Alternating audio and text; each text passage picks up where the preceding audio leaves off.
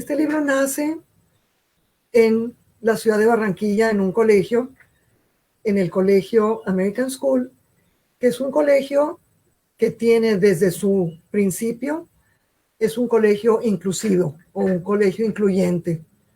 Hoy en día sabemos que existe la ley de inclusión en Colombia, de la cual nos va a hablar Oli, pero este colegio nació con inclusión y a través de la experiencia de convivir con chicos con necesidades especiales, nace este libro que trata de un chico, está narrada en la voz de su hermano es Carlitos, él se llama Enrique, pero todo el mundo le dice Tito. Y Tito es un niño con necesidades especiales y además es víctima del bullying. Entonces esta es la historia de él, nos narra esta historia y de cómo él logra superar esta tradición de bullying. Y es una historia muy, muy cercana a mi corazón. Y en esta historia participó también Oli, porque cuando yo la estaba escribiendo fue que nosotros nos conocimos y ella me dio muchísimas luces sobre qué es el bullying, cómo se maneja. Y pues es increíble volverme a encontrar con ella. Clarita, me gustaría muchísimo que nos pudieras leer una parte donde a Tito le hacen algo de bullying. Entiendo que hay un niño, ¿nos recuerdas en qué condiciones y cuáles son las circunstancias y por qué sienten que le están haciendo bullying? Ok, como les decía, la historia está contada por Carlitos y Carlitos va contando la narración y nos dice que Ramón,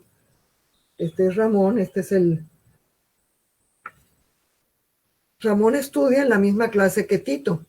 Es el terror del colegio. Molesta a todo el mundo. Pareciera que lo único que hace es pensar en su próxima travesura. Y cada vez que se encuentra con Tito, le suelta un trabalenguas, siempre el mismo. Tito, Tito, capotito, sube al cielo y pega un grito. Este es un trabalenguas muy conocido en México. La respuesta es el trueno. Y a raíz de esto es que el nombre del personaje, yo tendría que pensar que este fue el tema central de la historia. Por eso escojo este nombre, para poder darle ese entorno de bullying. Y este chico, cada vez que se encuentra con él, lo molesta con ese trabalenguas, le hace zancadilla y siempre está rodeado de su grupo, de un clic que es el que lo apoya, le festeja sus ocurrencias, le festeja esa manera de molestar a Tito. Y la forma de reaccionar de Tito, de acuerdo a esta historia, es que a él no le importa o pareciera no molestarle. Perfecto, Clarita. Y esta pregunta, pues ya iniciando, entrando en materia, a la doctora Olga quisiera hacerla. ¿Cuándo podemos hablar de bullying y en qué se diferencia de otras formas de agresión? Porque en el libro vemos que la agresión puede ser que lo consideren incapaz de responder un trabalenguas y que por eso lo molestan. Pero la pregunta concreta es, ¿cuándo es simplemente algo de chicos y cuándo se convierte en bullying algo? Y sobre todo, ¿en qué se diferencia de otras condiciones? Muy buenas tardes a todos.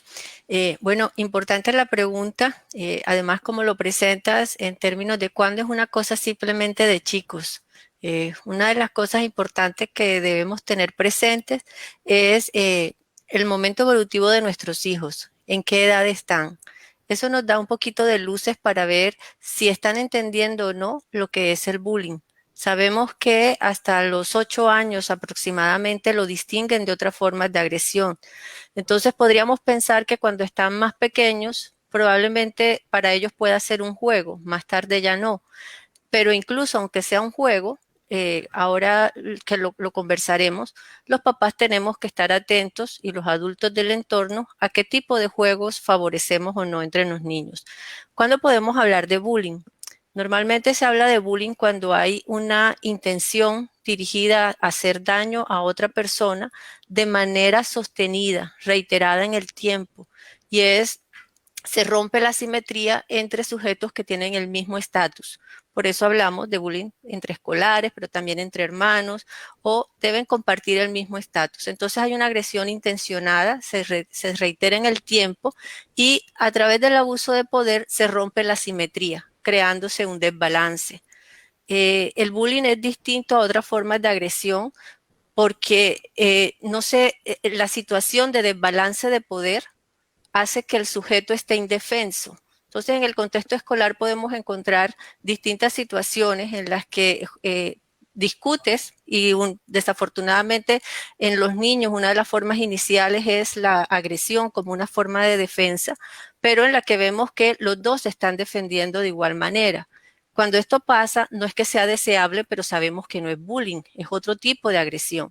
Se tiende a confundir porque cuando hablamos de bullying, las mismas formas de la agresión que se da en el colegio, pegar, hablar mal, insultar, coger las cosas, dañarlas, se da en el bullying, solo que con los 3 criterios que mencionaba antes: intencionalidad, sostenida en el tiempo y victimizando, generando miedo y causando ese desbalance de poder en la víctima.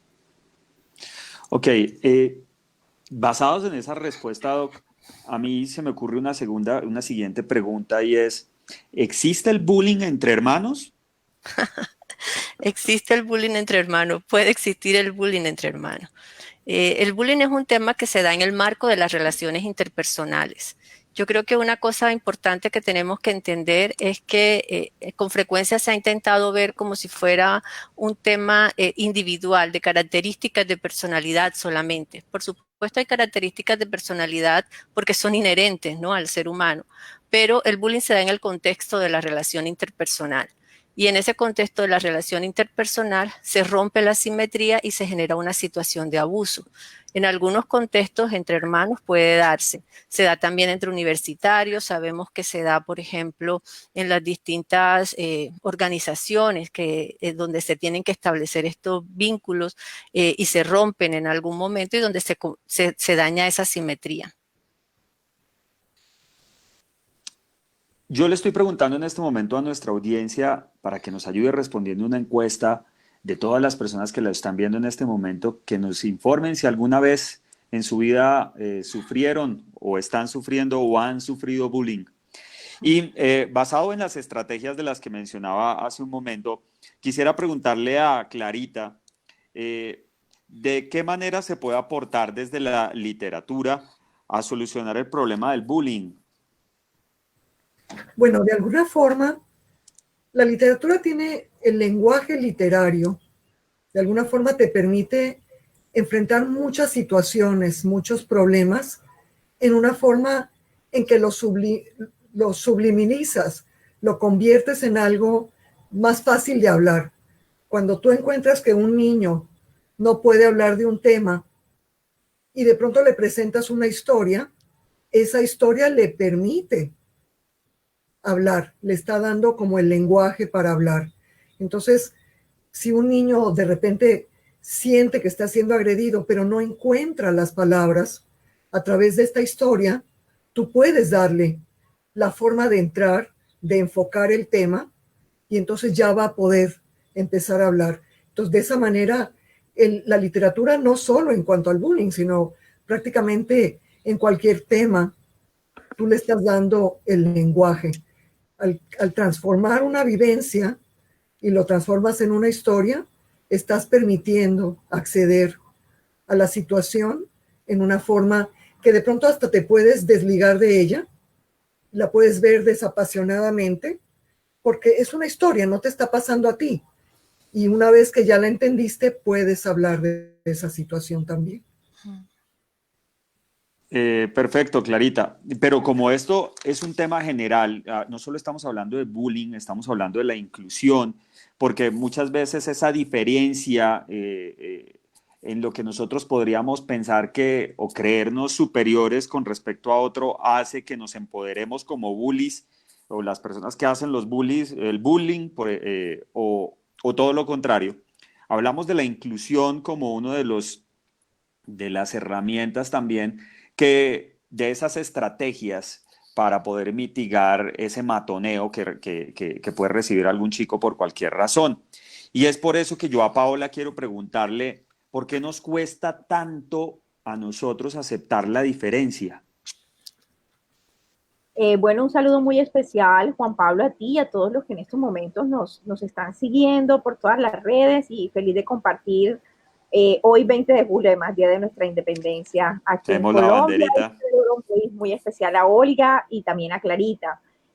Feliz de este espacio y de poder hablar de un tema bueno, ha permeado mi vida, pero además en el que he podido ir aprendiendo, no solamente desde los zapatos que tengo puestos, sino también porque he tenido la oportunidad, bueno, de estudiarlo, de investigarlo, y es el tema precisamente de la inclusión de la discapacidad puntualmente, que es donde tengo mis mayores fortalezas para poder compartir algo de lo que sé. Nos cuesta tanto aceptar, porque hablo aquí desde mi situación o desde mi formación también como comunicadora social, y nos cuesta mucho porque vivimos en una sociedad muy normalópata, en donde la normalidad la hemos fijado a través de unos conceptos en donde nosotros mismos no nos atrevemos a romper. Me explico. Llamamos normal al niño que tiene 2 brazos, 2 piernas, puede ver, escucha y piensa, entre comillas, normal. Y todo lo que no esté dentro de esa normalidad nos parece, por tanto, anormal. Y lo anormal es lo diferente, lo distinto, lo que no es como yo, y por lo tanto no puede hacer lo mismo que yo.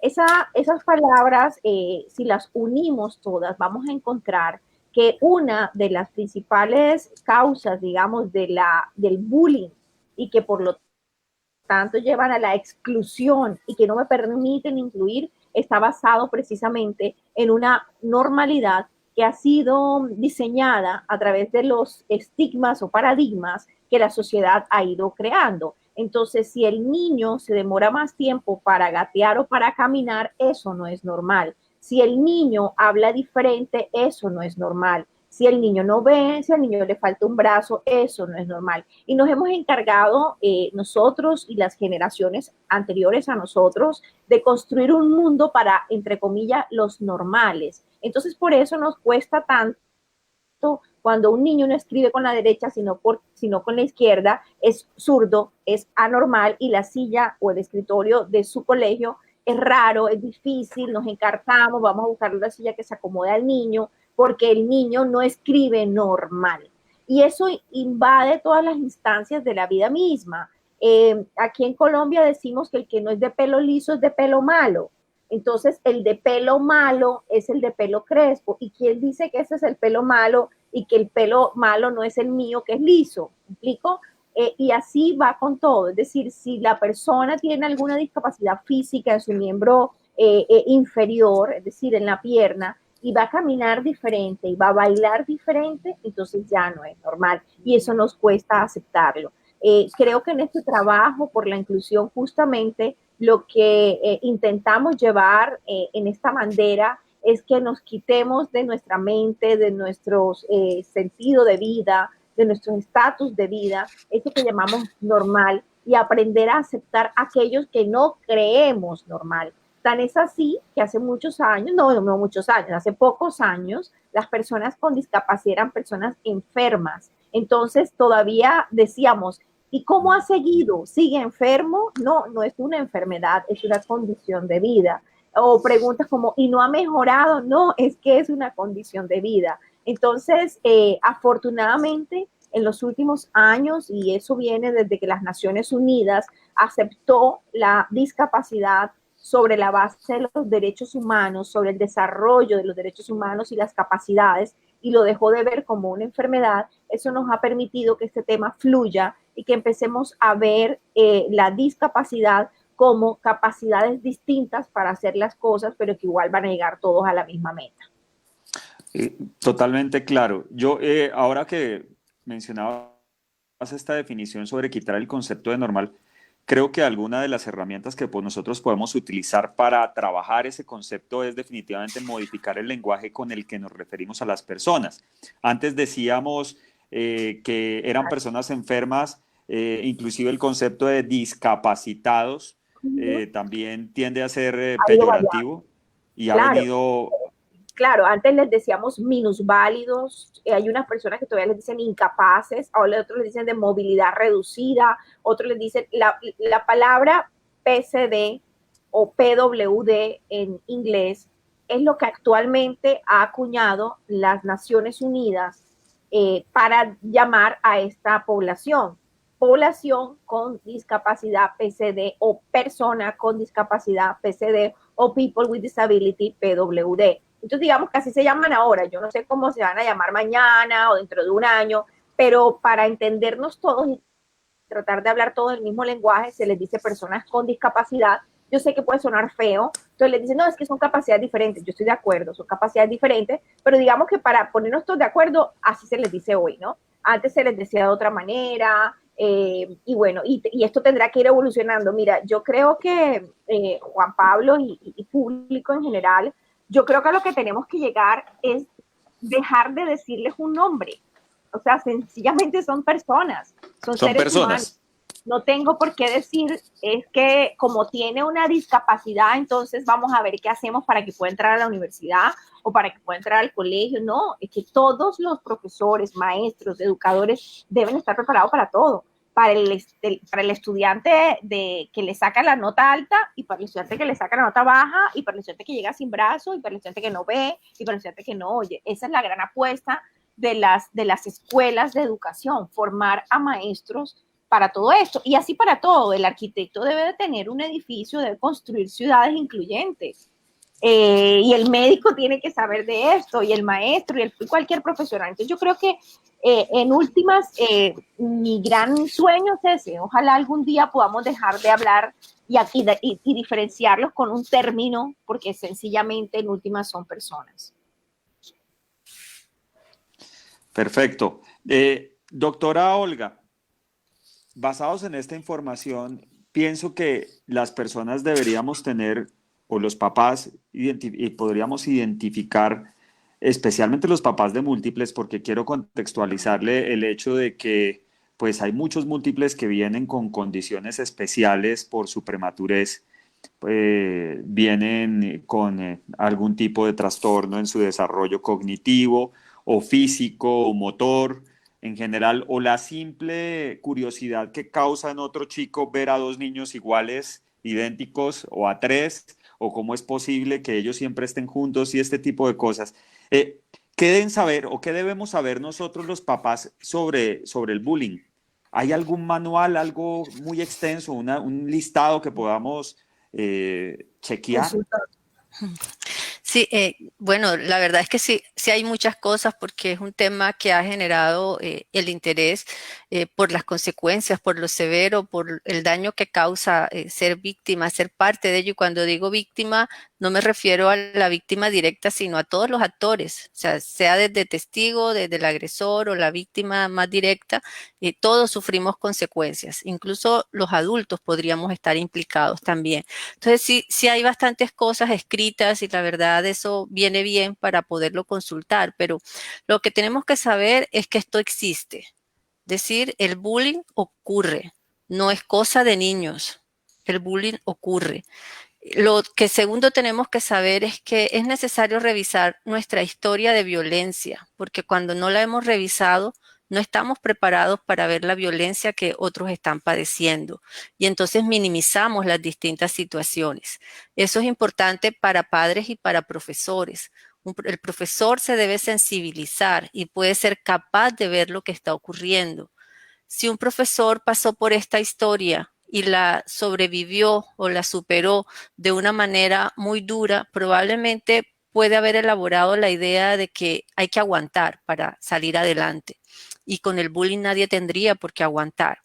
Entonces, debemos saber que existe, debemos sensibilizarnos, debemos estar atentos también a los cambios de humor de nuestros chicos, que nos dicen muchas veces cosas de lo que puede estar ocurriendo en el colegio o en el contexto en el que esto esté sucediendo. Entonces, es importante sobre todo, saber que existe y darnos el permiso de escuchar a nuestros niños sobre la posibilidad de que esto esté ocurriendo. Pero también es necesario saber que no todo lo que ocurre en el colegio es bullying. Y eso lo digo de manera muy clara y espero que se entienda, porque aunque ninguna forma de agresión es deseable, las consecuencias de unas y otras son bien diferentes. Y generar la idea de que todo lo que ocurre es bullying también genera unos problemas adicionales que dificulta el manejo de la convivencia escolar. Es importante saber que hay una ley que exige que los colegios tengan preparados unos protocolos para atender los distintos tipos de situaciones que se presentan en las instituciones escolares. Es importante que sepamos que nosotros debemos ser conocedores de ese manual de convivencia, poderlo leer a la luz de la ley 1620 que nos indica cómo debería hacerse todos estos protocolos. Entonces, importante tener esa información y recurrir a especialistas cuando la situación no es de fácil manejo para uno como padre. Decir, papás, tenemos que saber que pedir ayuda es lo más natural y lo que mejor debemos hacer por el cuidado de nuestros hijos. No lo tengo por qué saber todo. Entonces, saber consultar en el momento preciso es importante. Es una muy buena apreciación porque nosotros como papás nos podemos enfrentar a los casos en los que nuestros hijos reciben o son víctimas de bullying, pero también podría ser que somos los papás de los bullies, de los niños que hacen o que tienen las conductas inapropiadas. ¿Cómo abordar este tipo de cosas desde el punto de vista de papás, ya que estoy hablando con otra mamá de múltiples? Para ningún papá es fácil escuchar que su hijo es víctima ni que su hijo es agresor. Ninguna de estas dos condiciones es fácil. Lo que tenemos que hacer como adultos siempre es, primero, nuestra propia autorregulación emocional, nuestro propio manejo emocional va a ser nuestro principal aliado.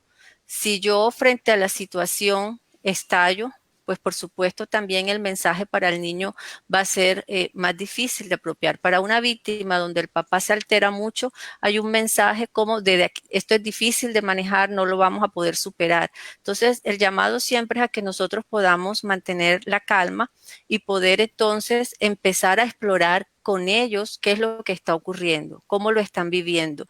Es importante que el niño participe de la situación y de la solución.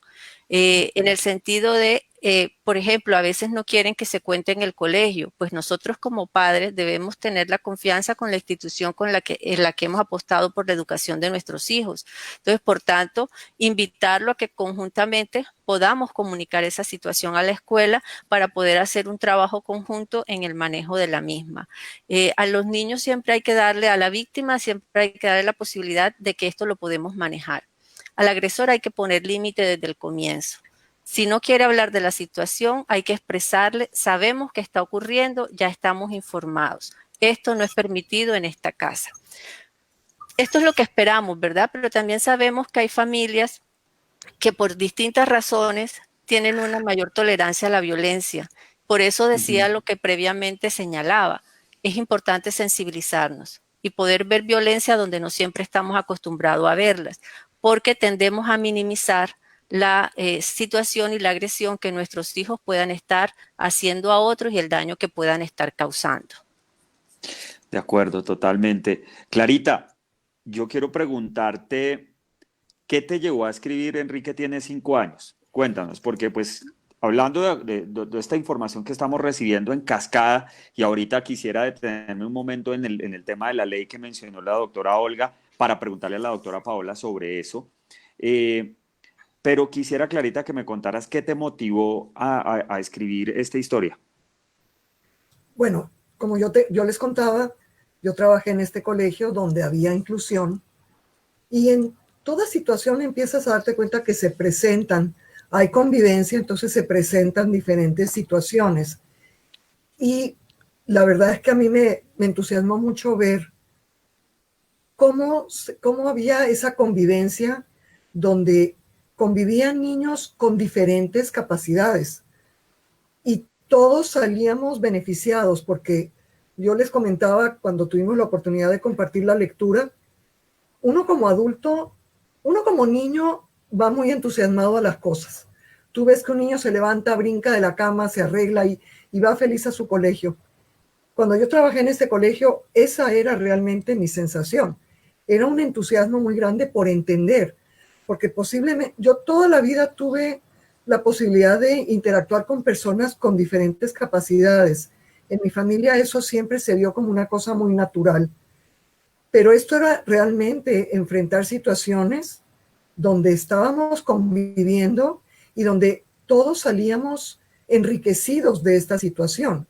Ahora, aquí hay un punto que no hemos tocado y que se toca bastante en la historia, que tiene que ver con las otras personas, porque esto del bullying es un triángulo, porque está el agresor, está el agredido, pero también están los que están observando alrededor. Y entonces, ese punto no lo hemos tocado y es un punto muy, muy importante que también me motivó mucho a escribir acá, porque, y eso es en parte, creo que es la realidad, cuando no hay bullying, y ahora tenemos a dos expertas que lo pueden confirmar, cuando no está ese grupo apoyando, celebrando, festejando, posiblemente no hay la necesidad del agresor de llevar a cabo el bullying. Entonces, para mí era muy importante compartir esta experiencia donde, número uno, el niño no estaba sufriendo, no estaba victimizado.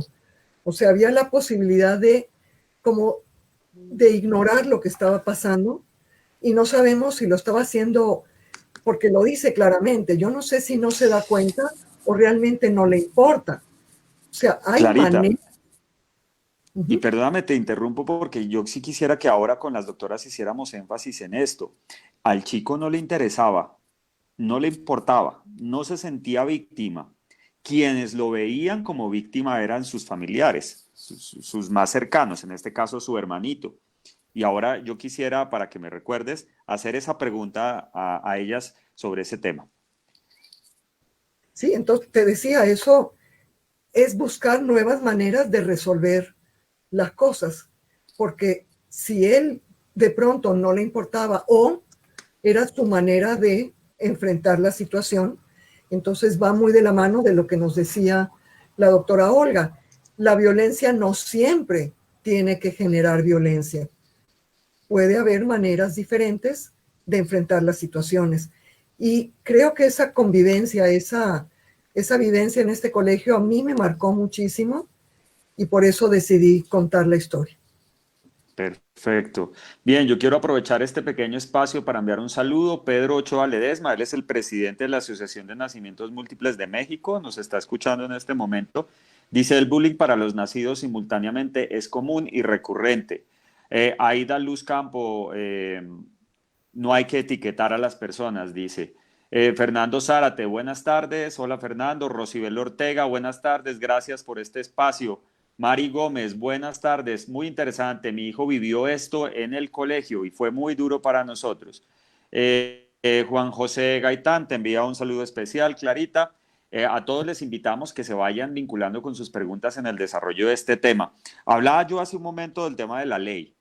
En Colombia, ¿cómo la ley protege a los chicos? Yo voy a preguntarle primero a la doctora Paola, ¿cuáles son las normas de la legislación colombiana respecto a la inclusión en las instituciones educativas y si existe algo de protección del medio laboral?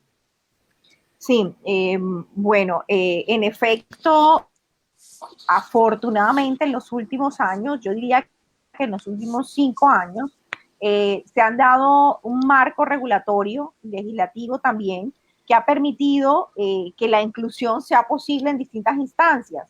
Voy a referirme puntualmente al decreto 1421, que permitió que los colegios tuvieran un margen de 5 años para prepararse para la inclusión de los estudiantes con discapacidad. No quiere decir esto que había que esperar hasta que se cumplieran los 5 años, pero que era un camino que había que ir construyendo, no solamente con el estudiante en condición, sino con los maestros, los rectores, la academia en general, pero por supuesto también con los gobiernos, porque esto es un trabajo en equipo, un trabajo del papá, la mamá, del estudiante mismo, profesores y también gobiernos locales y por supuesto nacionales. Entonces, en ese sentido, por ejemplo, este decreto lo que dice es, tenemos que prepararnos, ya no es, porque eso también hemos evolucionado, desde mi punto de vista ha sido una evolución, ya no es colegios especiales para niños especiales, porque esas son frases que vamos como acuñando y repitiendo. Entonces, si tienes un niño especial es porque tú eres una madre especial. Si tu hijo es especial, entonces es un colegio especial. No, para mí todas las madres del mundo son especiales, todos los niños son especiales y no existe un colegio especial para un niño especial. Sencillamente yo apunto más al tema de una educación en donde no caigamos en homogenizar. Y eso es un poco lo que he investigado en el tema de inteligencias múltiples con un autor psicólogo muy conocido de apellido Gardner, un profesor de Harvard, y justamente Gardner nos ha enseñado desde los años 80, finales de los 80, todo este tema del desarrollo de inteligencias múltiples. Y lo que nos dice Gardner es eso. Nosotros no hay, como de pronto en mi época me enseñaban que hay niños inteligentes y menos inteligentes, por no decir otra palabra, ¿cierto? Más fuerte. No, lo que dice Gardner es todos somos inteligentes, lo que pasa es que tenemos distintas maneras de aprender, tenemos distintas inteligencias. En ese sentido, y respondiendo un poco a esta preparación que deben hacer los colegios, lo ideal, lo que pasa es que resulta muy costoso, pero lo ideal es que la educación que reciban nuestros estudiantes sea de acuerdo con sus propias capacidades. Es decir, si un niño tiene más desarrollada la inteligencia musical que la lógico-matemática, pues le va a ser mucho más fácil aprender con temas de música, con temas de número, etcétera. Esto es todo un proceso que no quiero desviarme, pero en lo que va centrado un poco este tipo de leyes en cuanto a educación universal, educación accesible, y mismo es lo que dice todo este pacto por la educación que hemos hecho hacia el 2030 y que entidades como, bueno, mismo Naciones Unidas y UNICEF lo tienen claro y dispuesto. Estamos migrando a una educación incluyente en todo el sentido de la palabra y eso es lo que busca. Entonces, yo creo que tenemos un marco regulatorio interesante, propicio para que empecemos a hacer cosas. Hoy vemos, por ejemplo, que en las universidades, antes de mirar si les van a dar una acreditación a un programa o a la misma institución, una pregunta obligada es cómo están trabajando ustedes la educación para estudiantes con discapacidad. Esa pregunta antes no existía en los formatos estos para acreditaciones institucionales o acreditaciones de programas. Ya hoy existe, ¿verdad? Y lo mismo pues con colegios privados y también públicos, por supuesto, en donde reciben un acompañamiento por parte del gobierno nacional para esto. Yo tuve la oportunidad de vivir en México 3 años y conocer también muy de cerca el sistema educativo allá y ver también cómo manejan el tema de la inclusión.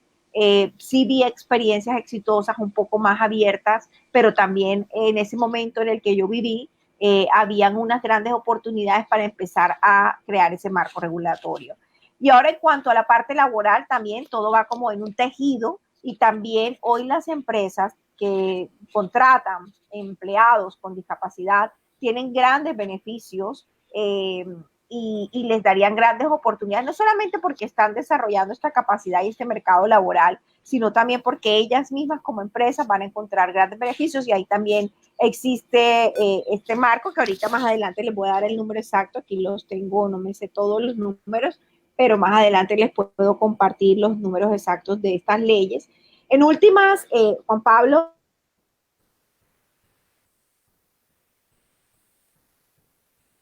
yo creería bonificación o unos auxilios a los cuidadores de las personas con discapacidad, porque cuando la persona con discapacidad no es funcional, el cuidador tiene que estar 24/7, ¿verdad? El tema del uso del braille, por ejemplo, en las etiquetas de las medicinas, en los alimentos, etcétera. Entonces yo creo que vamos construyendo un marco interesante, creo que vamos por buen camino. Quisiéramos pues que fuera un poco más acelerado el paso, pero lo estamos dando y yo creo que eso es lo que se rescata.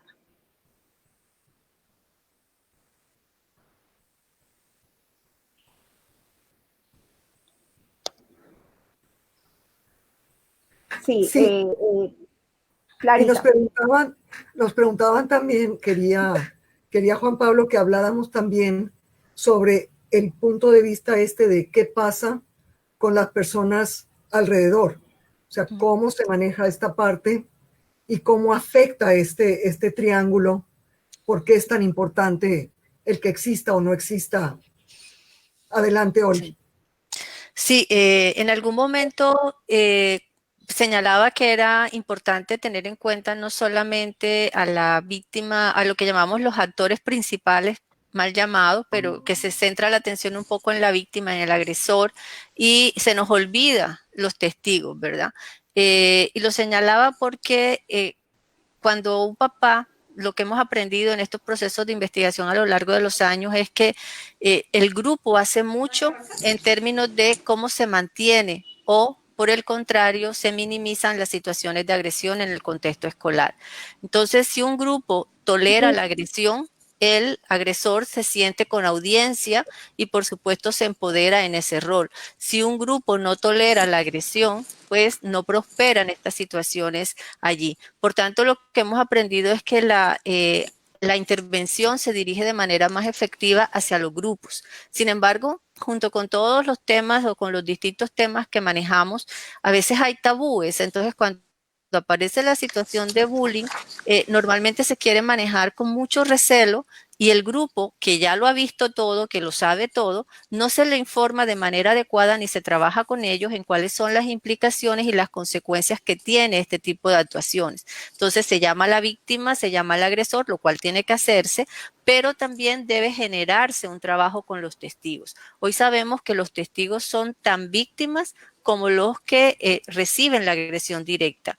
Nosotros vivimos en una sociedad en la que podemos dar testimonio de cómo, siendo testigos de tanta violencia, también hemos sido afectados en nuestro desarrollo de la personalidad y en nuestro desarrollo humano en general.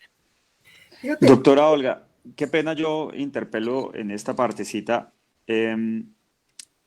Dadas las circunstancias especiales que estamos viviendo, la pandemia, ya obviamente nuestras relaciones en un estado más cercano, físico, de contacto, pues se ha visto disminuido, aparece ese fenómeno llamado cyberbullying. Y el cyberbullying, como su nombre lo indica, es toda aquella interacción con el objeto de burlarse, de dañar al otro, pero utilizando las tecnologías de la información actualmente. Esa es una definición correcta. ¿De qué manera nosotros logramos trabajar ese cyberbullying si cualquier persona que se esconde tras un nickname, que se esconde tras una imagen, una foto, siente que no existe ningún tipo de cerco social, presión, y entonces se explaya en insultos y se ve muy, muy especialmente en estas redes sociales como Twitter en general? Y ahora, pues, si me da pie contarle mi experiencia personal con el tema de la Liga de los Múltiples en este tema de cyberbullying. Yo creo que la sanción social es importante. Y vuelve a tener aquí lugar un asunto que no hemos tocado mucho y es el miedo a denunciar. Entonces, es importante que podamos fortalecer a nuestros chicos en la capacidad crítica de poder distinguir lo bueno de lo malo. Poder saber que denunciar no es ser soplón, es cuidar al otro y cuidarse a sí mismo, ¿sí? Creo que tenemos una larga tradición de que el que denuncia es mal visto y además sale perjudicado en muchas situaciones que lo evidencian incluso en nuestra realidad. Pero en la medida, a pesar de que en este momento no estemos en los contextos escolares y que probablemente lo que tome fuerza sea el cyberbullying, es importante que desde los contextos de educación sigamos apuntándole al pensamiento crítico, al respeto del otro, al respeto a la diferencia y a la capacidad de denuncia. Es verdad que detrás de cualquier nickname se esconde a alguien y puede decir lo que quiera, pero si la respuesta de la red es sancionadora, se puede también ejercer el mismo efecto que se ejerce en el contexto de clase cuando el otro le dice, oye, no hagas esto. Pero si por el contrario lo que observamos es un replicar de críticas o de malos tratos en la red, respondiendo con violencia al sancionador, generamos un ambiente que sigue siendo propenso para poder mantener esta actuación. Entonces, la capacidad, educar en el pensamiento crítico es una necesidad urgente, en la capacidad de denuncia y en la denuncia sin violencia. Uno lo que encuentra desafortunadamente en muchas redes es que la contestación a este tipo de situaciones normalmente está atravesada por más violencia y, por supuesto, allí se genera toda una serie de respuestas que lo que hacen es agudizar la situación.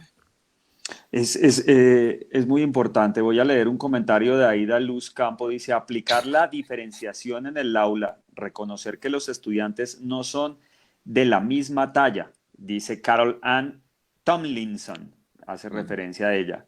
Y María Fernanda Morales dice, el triángulo que menciona Clarita es clave, porque los observantes o testigos son determinantes. Es verdad, totalmente. Yo quisiera, muy bien. Si me permites, Juan Pablo, yo quisiera insistir un poquito en este tema. Hay un programa, no sé si las doctoras lo han escuchado hablar del programa Kiva, que es el programa que se ha aplicado en Finlandia.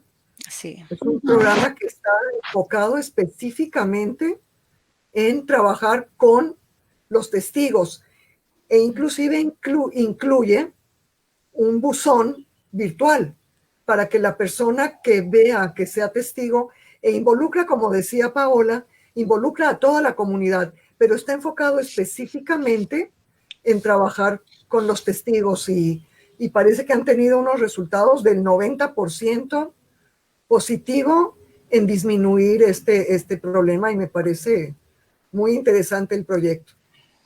Sí. Aquí hay una pregunta para la doctora Olga.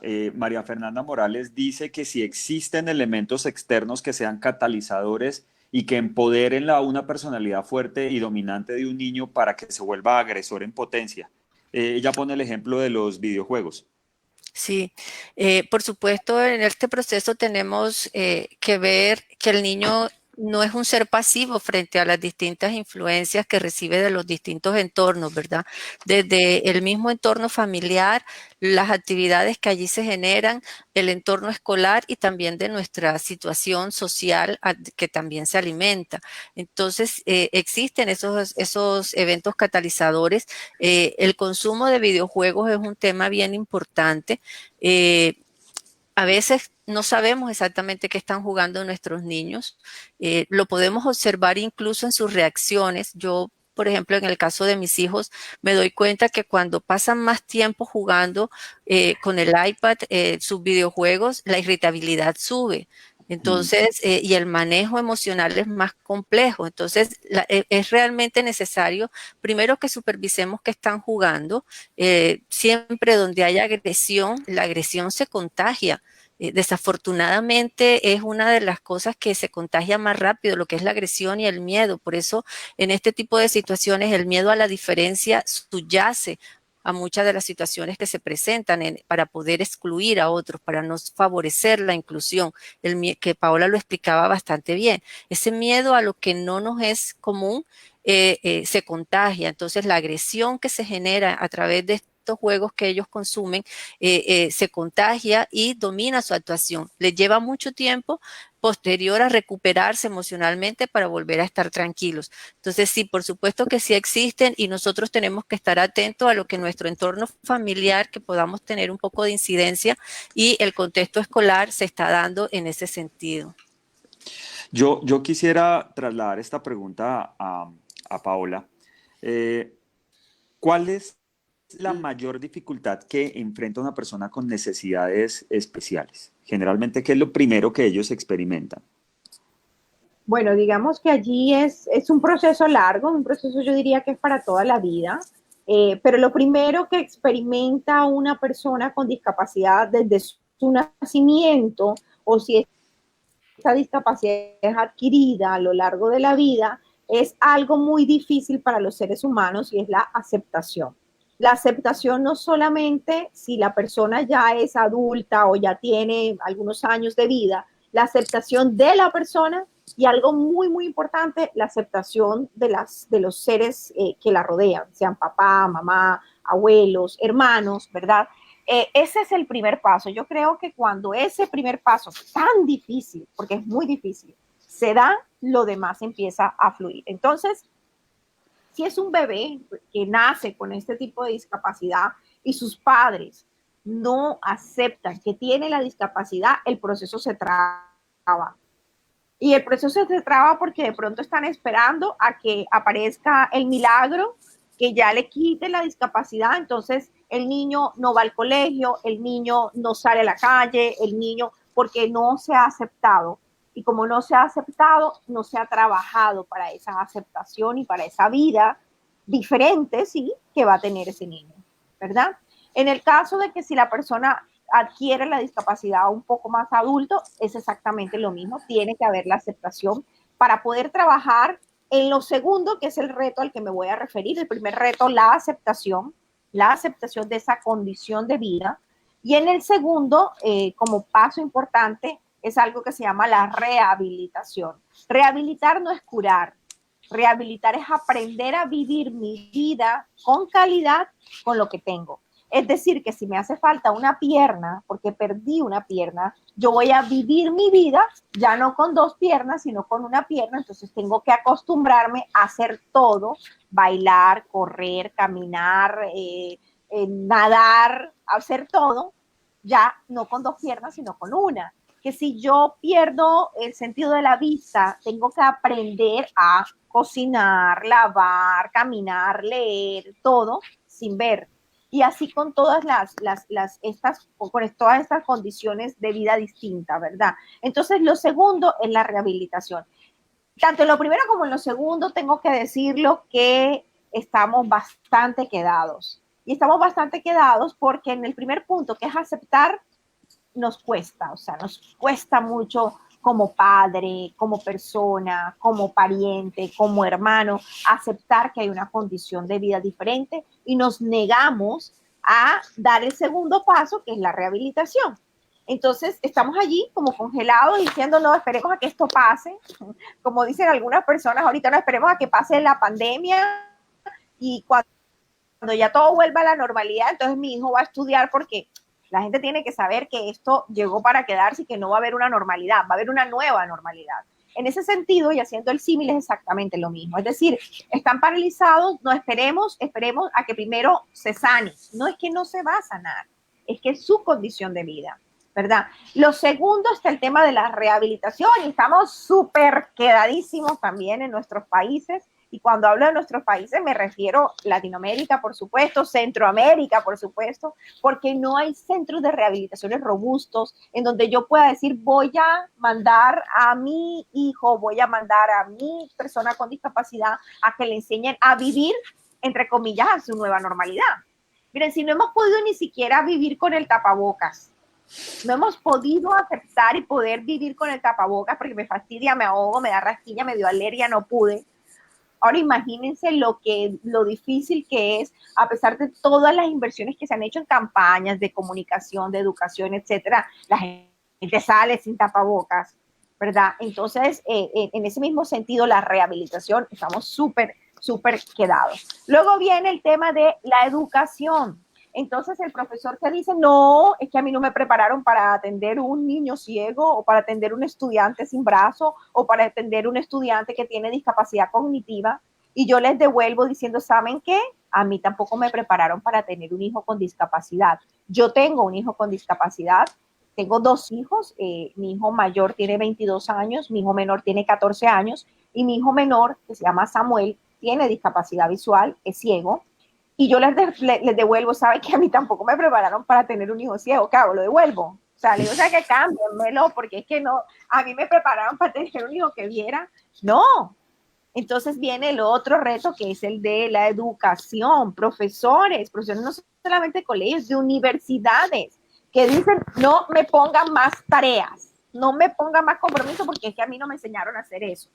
Pues, señores, tenemos que aprender porque la nueva realidad es esa, que por un salón de clases van a entrar absolutamente todos los estudiantes, tengan o no tengan discapacidad. Y tenemos que aprender. Entonces, esa apertura mental, de capacidad de aprender, a enseñarles y a educar a estas personas también es un gran reto que también hay que decirlo, estamos en pañales. Ahí estamos en pañales. Luego viene el otro, que es ya el niño o el estudiante con discapacidad, fue rehabilitado, estudió, se graduó y ahora ¿quién lo emplea?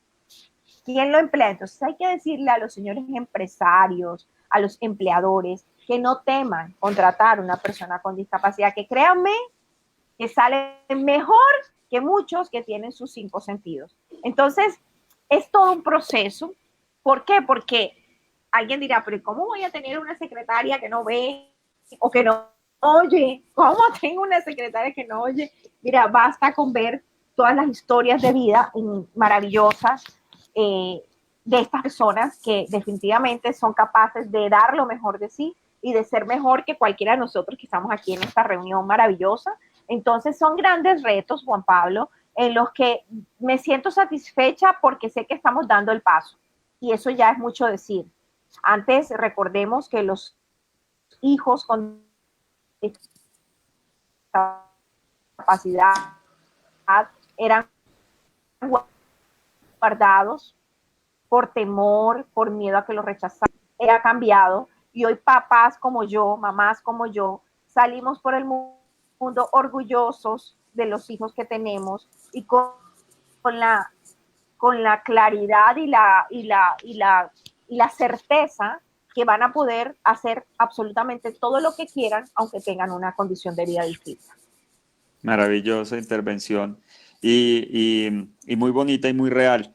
Ahora que hablaba sobre el tema de la inclusión, desafortunadamente en el medio laboral, los papás de múltiples también nos han etiquetado como incapaces o discapacitados más bien en cumplir nuestras labores por el hecho de atender la crianza de muchos niños al mismo tiempo.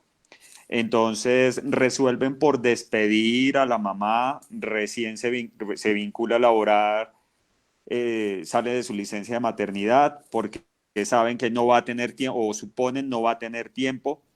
Lo mismo lo hacen con el papá y definitivamente es todo lo contrario. No existen padres más comprometidos que aquellos que valoran tremendamente la oportunidad que se les está dando. Mira, Juan Pablo, y pasa también con los padres con hijos con discapacidad. Jamás olvidaré una médico que a los pocos días de haber nacido mi hijo y que se lo llevé una médico especialista en temas de oftalmología aquí en mi ciudad, y que lo primero que me dijo antes de examinar a mi hijo fue: me imagino que ya estás pensando en renunciar de tu trabajo porque tu hijo no te va a dejar trabajar. Jamás olvidaré. A veces me la encuentro, ¿no? Por ahí. Y yo creo que, bueno, ha tenido un poco que tragarse sus palabras, pero ese estigma o esa etiqueta de miércoles, pobrecita, no va a poder, el hijo no la va a poder dejar hacer nada, la carga, pobre mujer. Ya eso afortunadamente lo hemos ido cambiando, padres como ustedes, ¿verdad? Como yo y seguramente como todos los que nos están escuchando, y somos de una generación diferente. Yo creo que eso es lo bonito, pertenecemos a una generación en la que creemos en el cambio, en la que estamos haciendo todo como este espacio para dejar un granito de arena. Yo estoy completamente segura que los niños que estudian con mi hijo, que lo han visto desde que estaba pequeñito, han estudiado con él, son unos niños distintos, son unos niños en los que la inclusión ya la tienen interiorizada y para ellos eso es lo más normal del mundo. Entonces de eso se tratan los grandes cambios y yo creo que esta pandemia, esta cuarentena en la que todos nos hemos puesto a hacer todo desde casa, nos tiene que dejar sin duda algunos espacios como este en el que nos permita reflexionar sobre cuáles son los verdaderos cambios que el mundo necesita. Yo soy del lado, yo estoy del lado porque sé que esta cuarentena y esta situación nos ha dividido a los seres humanos, pero estoy del lado de los que piensan que esto tenía que suceder y que qué bueno que sucediera y lamento profundamente todas las muertes que ha habido en el mundo, pero si lo miramos desde una perspectiva de la necesidad que teníamos como seres humanos, que el mundo nos pusiera este freno de mano, era necesario para que cuando volviéramos al mundo, entre comillas, normal, seamos nosotros distintos. Perfecto. Yo quisiera leer un poco los resultados de las encuestas ¿has sufrido bullying alguna vez? El 44% de los encuestados respondieron que sí. En este momento acabo de lanzar una nueva pregunta. ¿Has discriminado a alguien ahora que conocemos ese concepto de falta de inclusión por desconocimiento? Porque de pronto, voy a traer un ejemplo, tengo miedo de que mi hijo se atrase en sus clases por si tiene compañeritos con algún tipo de discapacidad. Entonces, eso es una manera de discriminar. Quisiera que nos ayudaran. Es respuesta anónima, no sabremos quién respondió, así que voy a aprovechar también para contarles que Facebook nos da licencia de podernos pasar un poquito de la hora. Acabamos de cumplir una hora de conversación muy interesante, el tiempo se pasa volando. Todavía tengo un par de preguntas para ustedes, entonces pues la licencia nos la da Facebook, gracias a eso, y quisiera aprovechar y leer el comentario de Prudencia López. Dice, escuché que hay normativas incluso desde Naciones Unidas. Les pregunto, ¿cuánta diversidad y respeto de las diferencias y las discapacidades hay en Naciones Unidas? ¿Cuántos no videntes con problemas de movilidad o con problemas de movilidad la normativa debe ir acompañada de la práctica y el ejemplo?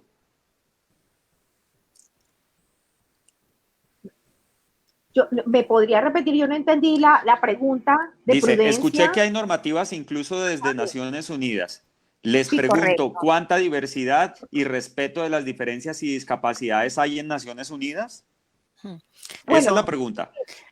Bueno, es decir, hay efectivamente de las Naciones Unidas están estos marcos regulatorios como lo he anotado. De hecho, aquí me permito leer muchas, hay varias, pero a ver, la ley 1680 que permite la inclusión, porque vi que hablaba del tema de discapacidad visual, que permite la inclusión a través del sistema Braille, por ejemplo. Tenemos también a nivel internacional, a ver, partiendo de los ODS, ¿verdad? Los Objetivos de Desarrollo Sostenible, precisamente en su objetivo número 4, plantea que los países deberán garantizar una educación inclusiva, equitativa y de calidad. Nosotros tenemos hasta el 2030 para cumplir con eso y créanme que 10 años se pasan volando. Lo mismo pasó con los Objetivos del Milenio, ahora con los ODS, y eso es una gran apuesta que tienen todos los países para lograr ese objetivo 4 en cuanto a educación inclusiva se refiere, ¿verdad? Pero tenemos también la ley 361 de los beneficios tributarios, aquí en Colombia precisamente, el decreto 392 que también da un alivio a aquellas contratistas que tienen personas con discapacidad en su nómina. Las Naciones Unidas, solo hasta el 2016, que les decía que por eso ha sido reciente este desarrollo, ratificó el compromiso que tenía con Colombia en la Convención Internacional de Derechos de Personas con Discapacidad. Esta fue uno diría que es un poco tarde, caramba, porque si hace tan solo 5 o 6 años que nos ratificamos como un país que reconoce la discapacidad dentro del marco del desarrollo humano, uno diría como hasta hace poco, pero bueno, es nuestra realidad y lo importante es que estamos dando esos pasos. Eso en cuanto a los marcos regulatorios, insisto, yo creo que hay suficiente, puede haber más, obviamente, pero tenemos algo con que iniciar y que ese primer paso se está dando. La pregunta puntual de que si allá en Naciones Unidas, porque me pareció, y ahí por eso me perdí un poco, de que si allá en Naciones Unidas lo respetan o no. Mira, yo he tenido la oportunidad de ir a las Naciones, a Nueva York y reunirme con la persona encargada de este tema en Naciones Unidas y también en UNICEF. Y son personas y hay unos encuentros hermosos que ellos hacen con líderes de discapacidad de todo el mundo. Y son personas y es una instancia, digamos, que está comprometida con esto. Para eso están allí, para definir no solamente las políticas, sino también para hacer convocatorias, para que más y más ideas se den en este tipo. De hecho, los interesados y para Prudencia, quien hacía la pregunta en la página web de Naciones Unidas y de UNICEF, precisamente dentro del link y la oficina de temas de discapacidad y accesibilidad, hay siempre convocatorias para que plasmemos ahí las ideas que tenemos de este tipo de cambios y yo sí creo que hay un compromiso con este tema. Perfecto. Quisiera lanzar esta pregunta a la doctora Olga. Doctora Olga, ¿cuáles son las consecuencias de haber recibido bullying? Bueno, las consecuencias de haber recibido bullying se pueden pensar para los distintos actores, ¿no? Normalmente también se señalan consecuencias a corto, mediano y largo plazo. En todo caso, sabemos hoy día que las consecuencias pueden llegar a ser tan severas que se convierte en un problema de salud pública, generando problemas de autoestima, depresión, dificultad para establecer relaciones a largo plazo. Los agresores pueden mantener, cuando no hay intervención, yo soy creyente de la psicología, creyente de las posibilidades de reparación, así que cuando no hay intervención, para los agresores puede mantenerse un círculo de agresión, puede estar ligado a conductas de consumo, a nuevas tendencias de maltrato en los entornos familiares, conductas delictivas, y en los peores escenarios aparece para las víctimas el suicidio, ¿no? Cuando se dan este tipo de consecuencias, no podemos pensar solamente, nuevamente lo digo, en la víctima directa. Estamos todos frente a un hecho como esto. La culpa aparece en todos los actores. Entonces, también se puede vivir desde la postura de testigo la depresión por la responsabilidad o la culpa sentida frente a la muerte de una persona. Para los testigos es bien importante la pérdida paulatina de solidaridad. Es decir, esta solidaridad a la que estamos llamados no puede ser dejarse a la espontaneidad. Los seres humanos, por nuestra propia condición, tendemos más al placer. Por eso todos estos temas aparecen, porque aceptar al otro en su diferencia supone moverme de mi estado de comodidad. Supone tener que convivir con cosas que no me son familiares. Entonces, en ese sentido, la educación en la solidaridad tiene que ser un acto intencional. Tenemos que dirigirlo desde los hogares, los colegios, en todas las instancias, porque supone una corresponsabilidad. No estamos hablando de caridad, supone una corresponsabilidad para el bienestar de todos. Entonces, para los testigos, y lo hemos visto en los ámbitos universitarios donde también hemos estudiado este problema, la no intervención oportuna en situaciones de bullying genera la pérdida de sensibilidad y solidaridad social, y lo vemos reflejado luego en nuestro contexto social, donde nos es muy fácil minimizar al otro, culpabilizar al otro y buscar excusas en el otro para no asumir la responsabilidad que tenemos en las consecuencias que vivimos como sociedad. Eso es muy, muy importante tenerlo presente. Ok, perfecto. Clarita, yo quisiera extenderme un poquito más, pero como te digo, tenemos un tiempo limitado y ya estamos por finalizar. Quisiera que nos hablara sobre algunas experiencias significativas de éxito en la erradicación del acoso escolar. ¿Qué has podido encontrar tú? ¿En qué se basan estas experiencias significativas? Bueno, gracias por la pregunta. Yo comentaba la experiencia de Finlandia, que es en este momento, creo, la experiencia más significativa. Le llaman el método Kiva. Y que está basado en romper el triángulo, hablando con los observantes, con los testigos. Sí. Y generalmente aquí en Colombia ha habido algunas experiencias de éxito, especialmente en colegios que tienen inclusión. O sea, cuando esto viene de la mano, cuando ha habido colegios que ya desde el principio vienen trabajando la parte de la inclusión, ha habido experiencias significativas de éxito. Y también son colegios donde se toma mucho en cuenta la participación de los padres. Son colegios, número uno, y esto se ha hablado lo más importante siempre ha sido reconocer que existe el problema. Porque muchas veces tendemos a pensar, bueno, si no hablo de esto, si no se menciona, no existe. El problema existe. Entonces, cuando vas a una institución donde de entrada reconocen y tienen una política anti-bullying y está muy, muy claramente marcada, donde los padres se comprometen, donde no hay una señalización del victimario, sino hay un trabajo conjunto, ese tipo de instituciones tienen experiencias significativas de éxito en reducirlo. Y donde además, que también se ha mencionado, los mismos niños toman la responsabilidad de cuidarse unos a los otros, de establecer cuáles son los parámetros. Donde los niños participan, por lo general hay mucha más posibilidad de éxito, porque ellos, desde su propio mundo, desde su vivencia, muchas veces la inteligencia de ellos nos supera y nos sorprende muchísimo. Perfecto, Clarita. Yo quisiera irme con las dos últimas preguntas. Nos dice María Fernanda Morales, ¿cómo lograr un balance y o equilibrio en familias que tienen miembros con capacidades especiales para no sobreproteger o alienar a ese miembro o por el contrario, desatender a los, entre comillas, normales? Vaya Doctora pregunta. Olga. Bueno, es una pregunta bien importante. Yo creo que Paola nos dio claves fundamentales en su respuesta al inicio cuando nos hablaba de la aceptación. Es fundamental. O sea, de allí parte todo lo demás. Revisar también la historia, esa aceptación nos atraviesa en ese sentido porque nos mueve muchas cosas en nuestro plano psicológico, ¿verdad? Entonces, desde allí es necesario revisarlo y luego tener la tranquilidad de poder solicitar apoyo si se necesita. Va a ser difícil. Yo tengo una hermana con discapacidad, tengo una hermana síndrome de Down. Y creo que esto también atraviesa a las familias. Somos tres hermanas, mi hermana y yo que somos gemelas y mi hermana menor. Somos las mayores y ella es menor que nosotras. La aceptación es lo fundamental.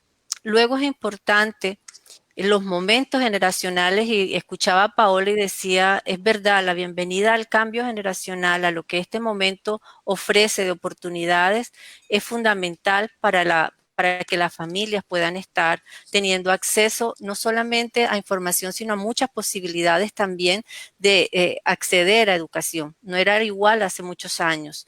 Entonces, tener las herramientas, tener los recursos, no solamente económicos, sino psicológicos, de apoyo social para el manejo de la situación es fundamental. En ese sentido, y hacer partícipe a los miembros de la familia, es decir, los demás son niños, pueden ser niños un poco mayor, pero tienen que entender qué es lo que está pasando allí. Tienen que también poder participar, porque sí es cierto que si hay un niño especial y hay otros que súper especiales también, pero diferentes, tenemos ahí entonces la situación de no logran entender, porque su propio momento evolutivo no logra captar por qué el otro está recibiendo tanta atención. Entonces, la necesidad de que nuestro hogar sea el primer ente educador de lo que está pasando y de cómo lo vamos a afrontar y donde todos los actores tengamos decisiones es fundamental. Eso va a ser importante, eso puede hacer diferencia. Si el entorno, porque también lo señaló Paola y es una realidad, si el entorno no está preparado, si no está, los gobiernos, y hoy día celebramos todas estas normativas, pero si los gobiernos no están dispuestos y no tienen los recursos para ofrecer apoyos, para que existan escuelas, para que existan los distintos tratamientos, las distintas posibilidades de acompañamiento, eso va a ser más difícil el manejo de las situaciones. Tenemos hoy esta realidad, la podemos vivir en algunos contextos, pero también sabemos que hay contextos rurales donde todos estos servicios son más difíciles de acceder y hay familias que tienen que enfrentar situaciones que son duras de manejar cuando se tiene un hijo que requiere unas atenciones adicionales por una discapacidad. Perfecto, muchas gracias, doctora. Quiero leer la última pregunta ya. Delmira Rico Landazábal dice, en una piñata los niños de mis amigos, los niños de amigos regañaban a mis niños y hacían burlas sobre su hermanito porque no hablaba. Ella es madre de 3 niños que tienen un trastorno de espectro autista. Los 3, o sea, son 2 pares de gemelos, 3 de ellos con esta condición. ¿Cómo manejar el bullying que le hacen a estos niños con discapacidad? Y esta pregunta a la que hace Rosibel Ortega, aquellos niños que vienen con algún tipo de malformación congénita también, ¿cómo prepararlos para enfrentar la vida? Y mientras logramos, no sé, acomodar a las personas a que sean incluyentes, prepararlos para enfrentar el mundo. Decimos que el mundo es cruel, el mundo va a ser implacable. ¿Cómo los preparamos para que vivan con esa condición especial? Mira, yo quisiera como dar una anécdota personal con mi hijo. Las personas ciegas tienen que caminar con bastón. El bastón termina siendo sus ojos, con bastones que se pueden orientar. De manera que entre más temprano el niño ciego use bastón, pues es mejor, ¿no? Mi hijo empezó a usar bastón a los 2 años y medio aproximadamente, y cuando llevó al bastón a su colegio, llegó molesto a la casa y me dijo, mamá, yo no quiero volver a llevar bastón, porque mis amiguitos me dijeron que el bastón es de viejitos, y tenían razón sus amiguitos, porque sus amiguitos nunca habían visto a un niño con bastón, veían el bastón a los viejitos. Pero para esto uno como papá tiene que armarse de valor y enseñar, porque yo creo que todos estamos en este mundo para aprender, pero también para enseñar desde lo que vivimos, desde lo que experimentamos y para aprender de los otros. Es una constante, yo creo, en la vida de todos. Inmediatamente me puse en contacto con las mamás de los niños, nunca llamé al colegio, ni molesta, ni porque esos niños me le hicieron bullying al niño, o sea, me parecía lo más normal que los niños de 2 años le hubieran dicho esto a mi hijo. Llamé a las mamás, les dije, miren, pasó esto, así que yo tengo una idea. Y la idea que tengo es que nos llevemos a todos de paseo a un centro comercial, les pongamos vendas y los pongamos a caminar con bastón. Y eso hicimos, y todas las mamás que además que han ido aprendiendo también con esto, es muy gratificante cuando papás me dicen cómo quisiera que tu hijo estudiara en el curso con mi hijo porque todavía no le ha tocado. O sea, es como si todos quisieran vivir esa experiencia y por el contrario no que lo rechazaran. Yo sé que mi historia ha sido muy privilegiada, lo sé, pero lo que trato de llevar a todos los papás, los profesores y el mensaje por el mundo es que nada, que hay que echarle ganas y hay que intentarlo y creo que sí se puede, o sea, soy una convencida de que sí se puede. Al final de la historia fuimos y pusimos a los niños a comer helado con vendas, a caminar por el centro comercial con bastón, o sea, unos los cogían de espada, otros los cogían, hubo un niño que al final le dijo, mamá, yo quiero ser como Sammy, mira qué divertido es esto, un niño de 2 años, pero ellos entendieron por qué él necesitaba bastón. Desde entonces todos, pues ya tiene 14 años, pero en ese momento todos se preocupaban al día siguiente para que Sammy no perdiera su bastón, estuviera con su bastón, cuidaban el bastón, entendían que era importante que Sammy tuviera el bastón. Este simple ejemplo para decir que sí es posible, que vamos a sentir que hay bullying, que vamos a sentir que hay burlas, que vamos a sentir además que los niños son niños, ellos no entienden muchas cosas.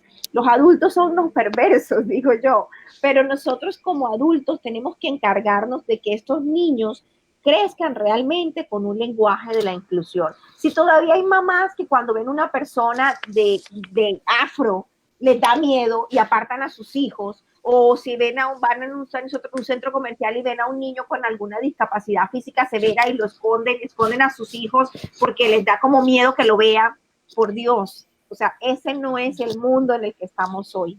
Entonces, es una labor absolutamente de todos. Yo quisiera agregar algo, lo que señala Paola es fundamental, su experiencia. Creo que el amor es protector. El amor es protector y va a ser fundamental, pero este amor que no es sobreprotector, ¿sí? Eso es importante. Por otro lado, mantenernos informados e informar. Creo que cuando un niño está en un contexto socializando y tiene una condición especial, los adultos somos los que tenemos que actuar. Los niños, tal como lo decíamos antes, no entienden todo lo que pasa a su alrededor, no están en la capacidad cognitiva por su momento evolutivo de hacerlo. Entonces nos corresponde a los adultos ser los que actuemos ahí. Y si por casualidad hay algún adulto desinformado, tenemos que actuar proveyendo esa información en los contextos escolares y en los contextos sociales en los que estemos, porque si no, el miedo a la diferencia no es más que un miedo a lo que no conozco, a lo que no entiendo, a la desinformación, y desde el miedo se actúa mal. Entonces, es bien importante que no tengamos nosotros como padres o familiares de la persona que necesita ese apoyo, temor a en ese momento intervenir y a poder hacer un pare y generar acciones como las que propuso Paola, que me parece estupendo, porque eso es lo que necesitan los niños, entender la realidad del otro.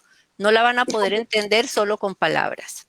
Y como te decía yo muy al principio, al final, el que tiene la posibilidad de interactuar con una persona diferente termina enriqueciendo su vida y terminamos enriqueciéndonos todos.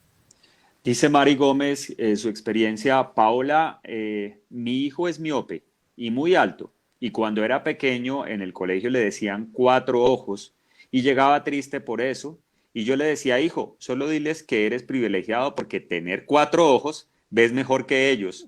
Yo lo que quería era que él aceptara su condición y no se sintiera mal por eso hasta que dejaron de molestarlo y él aceptó su condición. Con esta linda experiencia, me despido de ustedes y despido a este gran panel que tenemos en la Liga de los Múltiples. Nos acompañaron la doctora Paola Alcázar y la doctora Olga Lucía de los Ríos, de Hoyos de los Ríos, porque de los Ríos es la mamá. Y les agradezco infinitamente este espacio de conocimiento, de interacción, muy enriquecedor. Al final, para dejar como una conclusión, yo soy católico, amigos de la Liga, y mi Dios me entregó a mí un mandamiento y es amar a los demás como uno mismo se ama. La palabra, y amar a Dios sobre todas las cosas también, por supuesto. La palabra de hoy es la empatía. Y la empatía genera inclusión y la empatía detiene el bullying.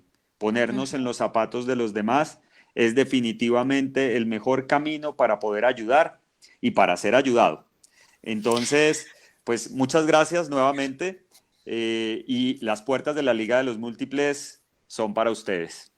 Gracias, Juan Pablo. Mucho gusto, Clarita, Paola, a todos los que estuvieron oyéndonos. Yo quiero cerrar diciendo, bueno, cerrar no, decir una cosita. Sí. Por favor, pidan ayuda si no lo saben hacer. No tenemos por qué saberlo todo. Pidamos ayuda cuando la necesitemos. Perfecto. Muy claro. Muchísimas gracias. Gracias a todos. Gracias. Excelente tarde. Saludos a todos. Adiós. Okay.